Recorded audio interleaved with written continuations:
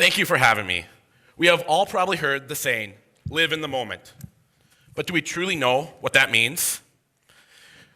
Please raise your hand if you have started your countdown towards Christmas, whether it's having your decorations up or starting to play music. Raise your hands. Look around. It's a staggering number. Christmas is a full 52 days away from today. That is quite a long way. I'm not saying you shouldn't look forward to the future, but you need to enjoy the moment. We still have to celebrate Thanksgiving. We see these dates moving closer and closer each year. How about this one? Raise your hand if you're a pumpkin spice person. You have to have your pumpkin, have to have your spice. There's a few of you. This year, major coffee retailers released it on an average of August 18th. That's still in the summer, not even in the fall. We don't blame the coffee companies, we're the customers. We keep begging to have these dates move closer and closer each year. Black Friday, same deal. It is no longer Black Friday, it is shopping Thanksgiving evening, and let's shop on Friday. Why can't we let fall be fall and Christmas be Christmas? Black Friday, be on a Friday. Or let the summer be the summer and enjoy your seasons.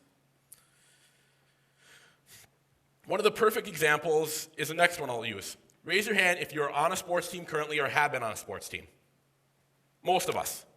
Life's about the journey, not the destination. When you remember your past sports seasons, you don't remember the score, every score game. You don't remember the final season record. You don't remember all that. What you do remember is the hours you spent in the locker room, the hours on the bus rides. Those are the most memorable parts of the entire journey. You remember the journey, not the final destination. I'll tell you how I got involved. You probably have some people who did the lip sync video for boys hockey here at Grand Rapids. Do we have anybody that did the lip sync video? I know you're, yeah, perfect. Those were my idea. We got those started. We started in the fall with football at Hibbing High School. I said, people, girls and females in the world don't realize that they are fine the way they are. They don't need to change for anybody. So that got me started. Let's do lip sync videos. I bet most of you probably saw that lip sync video of the boys hockey team. Probably got out and around. You guys saw that one. With getting out and doing those videos, it was kind of hard. I bet it's not the most guy thing to do to go around and stand on camera and start singing One Direction and boy band songs, telling girls, oh, you're so beautiful. But our work there got national attention. Our football team received a letter from Vice President Joe Biden. We received one of the top 10 honors for Domestic Violence Awareness Month in 2015 in the entire United States. Following that, the Vice President asked to meet with me privately in Minneapolis, St. Paul. He flew in one day, we were sitting in a room, I was meeting with his advisors about the Violence Against Women Act, and all of a sudden, helicopters started circling the building we were at, Secret Service busted in the room, they all surrounded us, and then they said, all rise, Vice President of the United States. And I was able to have a discussion, one-on-one with him, of how youth aren't engaged in today's society. Domestic abuse and sexual assault really doesn't seem like a youth problem. There's not many kids, let alone males, talking about this issue. That's when we can step up. We need to educate and help others. Now I'll show you how my life has really changed. The perfect example is my grandmother. Back when I was going into 4th grade, my grandma was diagnosed with stage 4 breast cancer. She was diagnosed on a Monday, and she died that Friday. Right there, it showed me how quick somebody you care and love about can be gone so quick from you without really any knowing. It was Monday, and she was gone Friday. It was very hard.